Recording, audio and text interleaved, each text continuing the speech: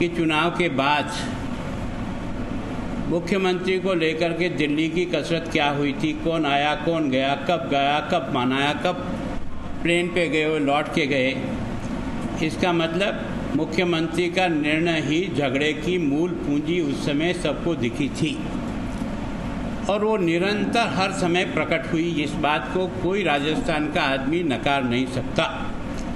विधानसभा के फ्लोर पर आपने देखा कि मुख्यमंत्री जब होते हैं तो उप मुख्यमंत्री गायब होते हैं।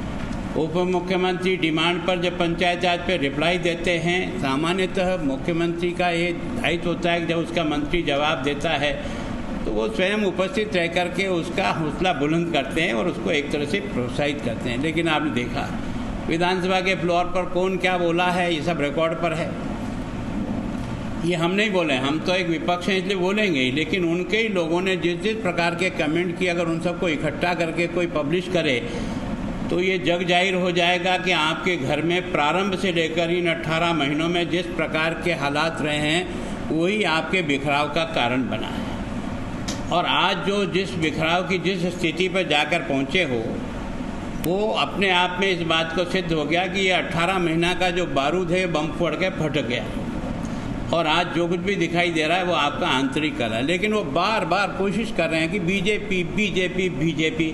मुझे बता दें इसमें से हम कहाँ हैं भाई? आपको मुख्यमंत्री बनाने के लिए हम दिल्ली आए थे क्या? विधानसभा के फ्लोर पर आप क्या भाषण दो ये हमने तैयार करके दिया था क्या? और अभी जिस प्रकार से एक दूसरे के ऊपर हमला कर रहे हैं और जिस हल्केपन पे जा रहे हैं, मुझे बहुत अफसोस है कि राजस्थान के मुख्यमंत्री को मैंने पहली बार ऐसी बार में सुना कि जिनके साथ इतने समय तक काम करके जिस पार्टी को स्ट्रेंथन दे रहे थे आज वो बच्चा हो गया। मैं जब राजनीति में आया तब उसकी उम्र 3 साल थी। अच्छे कपड़े पहनने, अच्छी अंग्रेजी बोल देने से मैं सोचता हूँ ये हल्केपन की पराकाष्ठा है। केवल और केवल ये महीने 1.5 महीने में इतना खराब हो गया क्या? अब तक तो जहाँ कहीं भी भाषण देते थे, अभी राज्यसभा के समय में भी जो प्रेस कॉन्फ्रेंस आपने की, एक दूसरे की जो तारीफें बांधी है, तो वास्तव में सच में इसमें लड़ाई उनकी है। मेरे को आज जो विशेष बात मैंने कल भी आपको इंगित किया था कि फ़ोन टैपिंग का कोई कानूनी प्रावधान है और इस प्रावधान का उपयोग करते हुए देश के आंतरिक या बाह्य सुरक्षा का मामला कोई हो, कोई ऐसी गैंग ऑपरेट कर रही हो जिस गैंग को पकड़ना आवश्यक हो, कहीं देश के खिलाफ किसी प्रकार की बगावत कहीं शुरू चल रही हो तो उसको ध्यान में रखने के लिए, कोई बहुत बड़ा स्कैंडल हो रहा है आपस में कन्वर्सेशन के आधार पर, कोई राजस्थान की आर्थिक स्थिति को चरमराने के लिए कोई प्रयत्न कर रहा है, ऐसे विशेष अवसर पर प्रावधान है कि आप अपनी बात को लेकर के अपने तथ्यों के सहित राज्य एक तरह से होम डिपार्टमेंट में जाइए, फाइल बनेगी, फाइल पर रीज़न लिखना पड़ेगा। ऐसा नहीं कि मैं ये 4 टैप करना चाहता हूँ इसलिए आपको परमिशन मिल जाए। अगर उसके रीजनेबल कारण होंगे तो फिर आपको परमिशन देंगे कि आप ये टैप कर सकते हैं। इसमें से भी 99% सरकार की एजेंसी ही सरकार के इस काम में दखलंदाजी करती है। व्यक्तिगत तो कभी किसी प्रकार का कोई किसी को थ्रेटनिंग मिलती है, बार बार मिलती है, कौन देता है कौन नहीं देता है, और उसको कोई इस प्रकार का भय क्रिएट हो जाता है तो वो अपने कागजों से होम डिपार्टमेंट को कन्विंस करता है कि मुझे लगातार 3 महीने से मुझे, मेरे बच्चे को, मेरी पत्नी को, मेरे को थ्रेटनिंग हो रही है, तब जा कर के कहीं परमिशन मिलती है। तो सच में ये जो मुख्यमंत्री जी ने कहा ना मैंने कराया हो, तो आपने नहीं कराया तो आपके यहाँ लोकेश शर्मा कौन है? किस हैसियत से आपके वहाँ रहता है? आपका OSD है, तनख्वाह लेता है कि नहीं लेता है? इसका मतलब मुख्यमंत्री या लोकेश एक ही है कि नहीं है? और आपने ये टैपिंग किस अधिकार से किया है? क्या होम डिपार्टमेंट ने आपको ये परमिशन दी थी कि आप इन टैपिंग को करो या आपको ये अधिकार है? सच में एक तरह से टैपिंग बिना होम डिपार्टमेंट की, आज आपने देखा होगा कि राजीव ने अपना होम जो सेक्रेटरी है उसने मना कर दिया, हमारे चीफ सेक्रेटरी ने मना कर दिया, हमने इस प्रकार की कोई परमिशन नहीं दी, तो फिर ये टैप कैसे हुआ? फिर ये टॉप हमारी स्वतंत्रता के ऊपर हमला है कि नहीं है? हमारे अधिकारों पर हमला है कि नहीं है? जो आपको अधिकार नहीं है, आप अगर करना चाहें तो आपको लीगली अधिकार प्राप्त है, उनका प्रयोग करते हुए आप करना चाहें तो कोई रोक नहीं सकता। लेकिन इस प्रकार के फ़ोन टैपिंग के आधार पर, और कल वाला मैंने आपको फिर कहा था कि मान लो आपने किसी थर्ड पर्सन ने कोई टैपिंग किया है और उसके आधार पर वो उसको कह रहा है, वो उसको कह रहा है इससे लेना ये देना, और उसने कहा कि आप गजेंद्र सिंह जी से बात कराओ, तो संजय जैन कह रहा है हाँ मैं भी कराता हूँ। अब उसने वोट मिलाकर गजेंद्र सिंह जी बता गुलाब चंद का मिला दिया, तो आपको क्या पता कि मैं गुलाब चंद बोल रहा हूँ, गजेंद्र सिंह बोल रहा हूँ। और मान लो ये तो उसका भला भाग्य, मैं उसका बहुत शुक्रिया हूँ, उसने बहुत अच्छा किया कि उसने गजेंद्र सिंह, नहीं तो वो तो खटकेता गुलाब चंद कटारे से बात कराता हूँ, और उस बात के आधार पर मुझे आप लंबा कर देते। तो सच में इस प्रकार का घिनौना षड्यंत्र है। ये वास्तव में सच में इनकी पार्टी के अंतर कलह के कारण से इतने अपने आप में दुखी हैं कि आज 8-9 दिन से कैंप किए हुए बैठे हैं।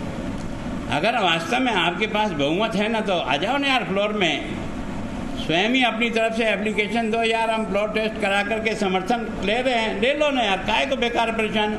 एक पार्टी पहले अंदर लड़ी, फिर सड़क पे लड़ी और होटलों में लड़ी, और अब कोर्ट में लड़ रही है। क्या ये राजस्थान की इमेज को बार बार जोड़ने का प्रयास क्या कर रहे हैं? क्योंकि हरियाणा में जो होटल है, सरकार हरियाणा की, होटल कोई सरकार की होती है क्या? आप और मैं जाके रहना चाहूँ तो क्या लेक पैलेस में ठहर सकते हैं क्या? पैसा देते हैं ना, कोई भी आकर कोई भी ठहर सकता है, इसमें किसको क्या ऐतराज़ हो सकता है? और जहाँ तक मैं सोचता हूँ कि चौरासा जी ने, बाकी जो हमारे एक बहुत बड़े नेता हैं, वो तो सीधा ही हमला प्रधानमंत्री सब पे करते हैं। बड़ा पुराना अनुभव है उनका नहीं होगा, परिवार का होगा, इसके कारण से अनुभव उनके अंदर आ गया, और वो जिस भाषा का प्रयोग करते हैं शोभा नहीं देता है। कम से कम कोई बात कहें तो इसे अब केवल और केवल मीडिया में आने के लिए, चाहे जिसके ऊपर बम फेंक दो और उसके कारण से हाईलाइट हो जाओ, हाईलाइट हो सकते हो, लेकिन जनता के मन में हाईलाइट ऐसे नहीं हो सकते। बहुत लगना पड़ता है, करना पड़ता है, ठीक प्रकार से बोलना पड़ता है। मैं कभी भी बम फेंकता नहीं हूँ, मैं ईमानदारी से जो सच्चाई मुझे लगती है वो मैं आपके सामने रखने का प्रयास करूँ, न छुपाता हूँ न कुछ नहीं करता हूँ। यह अगर आंतरिक आपस में क्लेश नहीं होता तो हम कहाँ से बीच में आए? हम तो अभी भी खड़े खड़े देख रहे हैं तमाशा। लोग हमको पूछ रहे हैं कि आप फ्लोर टेस्ट आप मांग लो। हमने कहा हम क्यों मांगे? हम तो जब इन दोनों का नाटक पूरा देखेंगे और नाटक किसी अंतिम दौर पे आ जाएगा कि अब नाटक का पटापैक्ष होना है, तो राइट टाइम पे हिट करेंगे ना। उस हिट करते समय हम अपनी पार्टी के सारे लोगों को कह रहे हैं वसुंधरा जी को नहीं बुलाया। अरे जब निर्णायक कोई बात वसुंधरा जी बीच में आके गई थी ना, मेरी रोज़ बात हो रही, मैंने आपको कहा था, और उन्होंने कहा भाई साहब जब भी आप ऐसा समझो ज़रूरी हो तो मुझे फ़ोन करो, मैं 3 घंटे में श्रावण का अभी पूजन पाठ कर रही हूँ, फ्री हूँ, तो उसके कारण से मैं जब भी आ जाऊँगी। मतलब मैं सोचता हूँ कि विषय को, मैं सोचता हूँ आज उन्होंने आपको भी कोई मीडिया के सामने भी आई है, जैसा मैंने भी देखा है, तो मैं सोचता हूँ इन बातों से कोई लेना देना नहीं है। विशेष करके मैं आग्रहपूर्वक आपके माध्यम से पहुँचाना चाहता हूँ कि किसी का भी बिना अधिकार के फ़ोन टैपिंग, ये उसके स्वयं के नागरिक के अधिकारों का हनन है, दुरुपयोग है, जो कानून किसी को भी अलाउ नहीं करता है।